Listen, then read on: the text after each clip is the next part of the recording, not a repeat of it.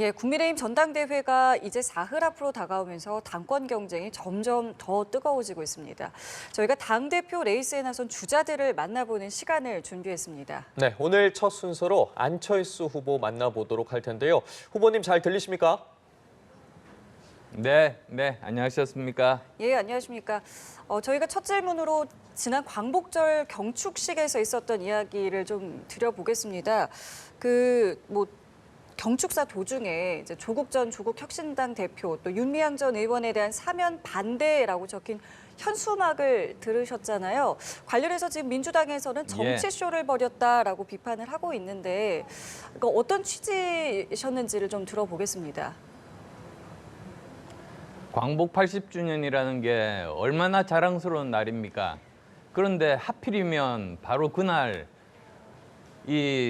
정말 그 위안부 할머니들 등을 쳐먹은 윤미향을 사면한다는 게 정말로 말이 됩니까? 온 국민들이 다 분노하고 계십니다.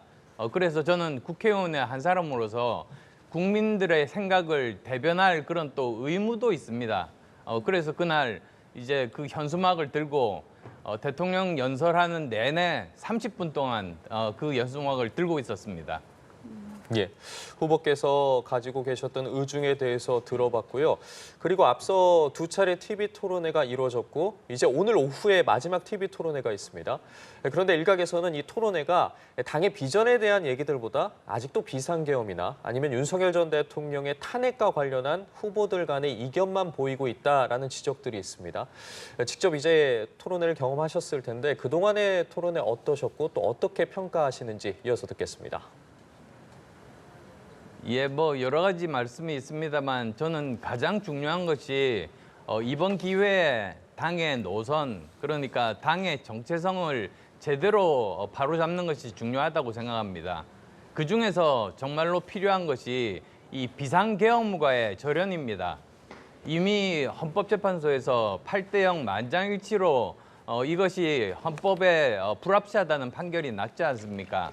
그렇게 되면 사실 보수정당의 가장 핵심 가치가 법치주의거든요.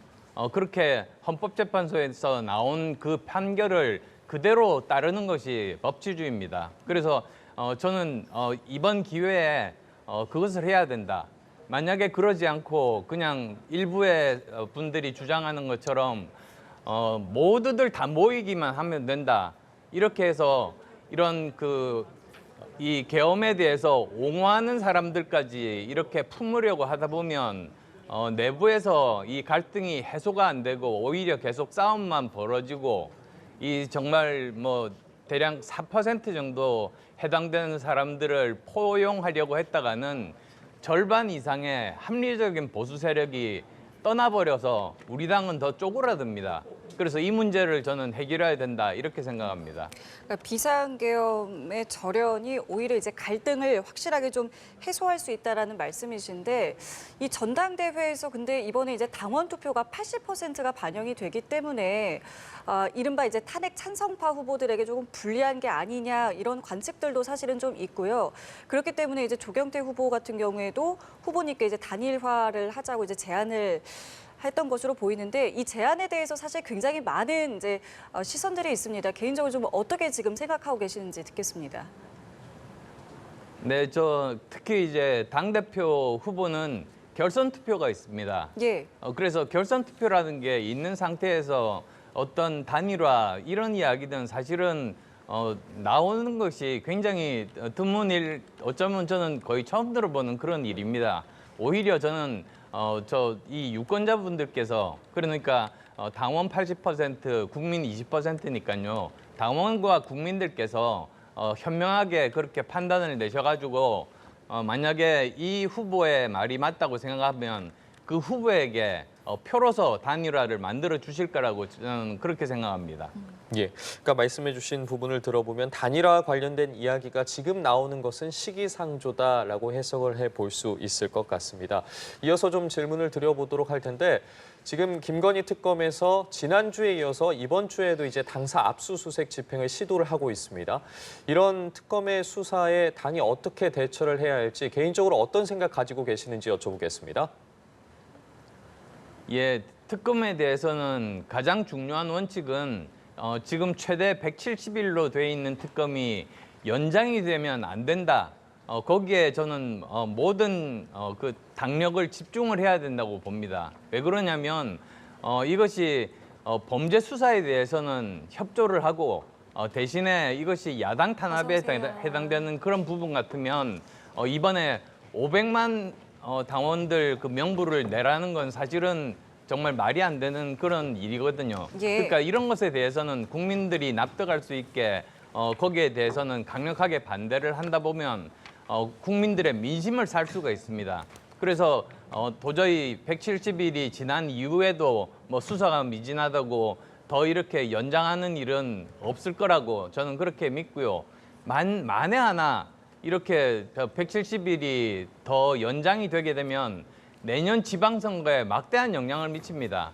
그럼 국민들께서 아실 겁니다. 저희들이 나름대로 이 법에 해당되는 이런 그 범법 행위에 대해서는 열심히 저희들이 협조를 했음에도 불구하고 억지로 수사할 것도 없는데 야당 탄압을 위해서 이렇게 연장하는 것이 아닌가 이런 것 생각들이 국민들께 들게 하는 것이 저희들이 해야 될 일이고 내년 지방선거에서 이길 수 있는 유일한 방법이라는 생각입니다. 예. 알겠습니다. 만약에 이제 당대표가 되신다면은 해야 하실 일들도 상당히 많으실 것 같고 하고 싶은 일들도 많으실 것 같은데 가장 이제 궁금한 것이 이제 민주당 정청래 대표와의 이제 관계입니다. 실제로 취임 인사 대상에서도 이 국민의힘을 뺐거든요. 만약에 이제 당대표가 되신다면은 이에 대해서 좀 어떻게 대응해 나가실 계획을 갖고 계시는지도 여쭤보겠습니다. 저는 아시다시피 저희 당 107명 의원 중에 계엄이라든지 탄핵이라든지 또는 특검에 대해서 가장 자유로운 사람입니다. 그리고 국민들의 민심을 제대로 대변하는 사람입니다. 그런데 뭐 그런 사람이 대표가 됐는데도 여전히 무시하고 국회의 기본 정신인 협치를 하지 않으면 저는 오히려 여당이 국민들의 심판을 받는다, 역풍을 받는다. 저는 그렇게 생각합니다. 예, 지금 말씀해 주신 것처럼 뭐 계엄, 탄핵, 특검에서 가장 자유롭다라고 이야기를 해주셨고 이제 그 부분을 전당대회에서도 강조를 하고 계신데 이 전당대회는 금요일이지만 당장 이제 내일부터 이틀 동안 투표가 시작이 됩니다. 마지막으로 전당대회를 네. 앞두고 당원과 국민께 하시고 싶은 말씀이 있다면 한 말씀 부탁드리겠습니다. 말씀드렸듯이 저는 계엄과 탄핵으로부터 자유롭고 그리고 또 제가 가진 당에 대한 충성심은 지난 대선 지원 유세를 제가 열심히 다닌 것 그리고 또 제일 마지막에 출구조사가 나왔을 때 4시간 반 동안 제일 앞줄에서 저 혼자 당을 지키고 앉아 있었던 것으로 이미 증명이 됐다고 생각합니다. 다만 문제는 원래 보수가 가지고 있던 가장 중요한 것이 유능함과 헌신과 그리고 또 품격입니다. 그런데 이것을 모두 다 지난번 계엄이라든지 탄핵이라든지 또 대선 패배로 잃어버렸습니다. 그렇지만 저는 이 3가지를 다 가지고 있는 후보로서 그리고 또 제가 당대표를 4번 했습니다. 아마 현역 의원 중에 당대표 경험이 제일 많을 텐데요. 이런 경험들을 제대로 살려서 저만이 우리 당을 제대로 우리가 가지고 있는 그런 장점들을 다시 살려낼 수 있는 그런 후보라는 믿음을 가지고 있습니다. 예, 알겠습니다. 후보님 오늘 말씀은 여기까지 함께하겠습니다. 지금까지 안철수 후보와 이야기 나눠봤습니다. 후보님 감사합니다. 고맙습니다. 감사합니다.